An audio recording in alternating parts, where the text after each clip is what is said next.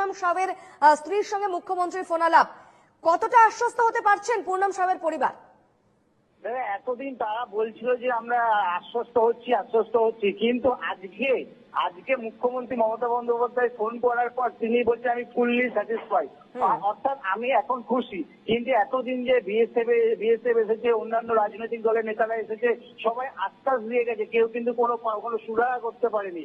কিন্তু আজকে রজনী সাহু, তিনি যে বিএসএফ জওয়ান আছে পূর্ণম সাহু শ্রী রজনী সাহু কিন্তু বলে যে এতদিন পর আমি ফুললি স্যাটিসফাইড এবং আমি খুশি যে মুখ্যমন্ত্রী ফোন করেছেন, এইবার মনে হচ্ছে একটা কিছু হতে পারে। তবে ম্যাডাম আজকে 19 দিন হয়ে গেছে, কিছু ওনার মায়ের খুব শরীর ব্রেন স্ট্রোক হয়েছে, কাল দিন ওনাকে যদি কিছু হয়ে যায় আমরা কি করব বলুন? আমার শ্বশুরও ঠিক না, আমার শাশুড়ির ব্রেন স্ট্রোক আছে, দুবার হয়ে গেছে।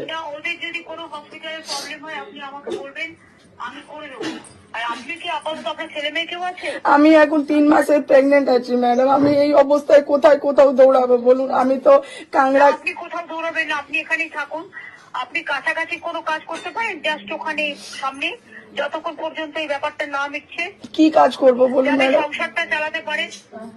আমি আগে খোঁজ নিয়ে দেখছি। আমি অলরেডি ভেবেছিলাম ওরা নিশ্চয়ই করবে, কারণ ওদের আন্ডারে কাজ করে।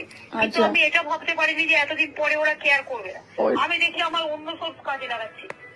যুদ্ধ হয়ে গেল, সবকিছু হয়ে গেল, শুধু ফোন করলে বলে পেশেন্স রাখিয়ে। কতদিন পেশেন্স রাখবো ম্যাডাম বলুন না? যদি সে অ্যারেস্টে থাকে তাহলে তো পেশেন্স রাখতে পারি, কিন্তু সে যদি বেঁচে থাকে তবে তো আমাকে ওইটাই হচ্ছে। ও ওইখানে কি টর্চার করছে না করছে, কি রকম আছে? না, এখন আমি ঠিক আছে, আমি ধরে নিচ্ছি দিয়েছে।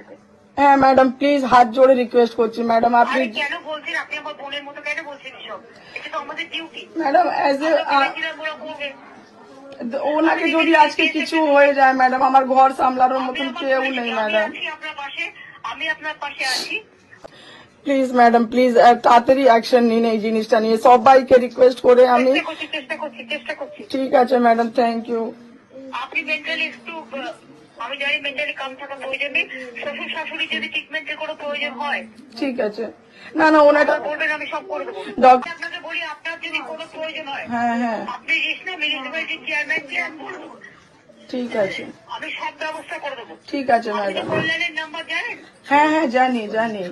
কল্যাণের নাম্বারে ফোন করে বলবেন দিদি আমাকে বলেছিল আমার এই ট্রিটমেন্টের প্রয়োজন আছে শ্বশুর শাশুড়ি, একটু দিদিকে বলুন এটা। ঠিক আছে, আপনাকে যাই বুঝে নেবো। ঠিক আছে ম্যাডাম, ঠিক আছে।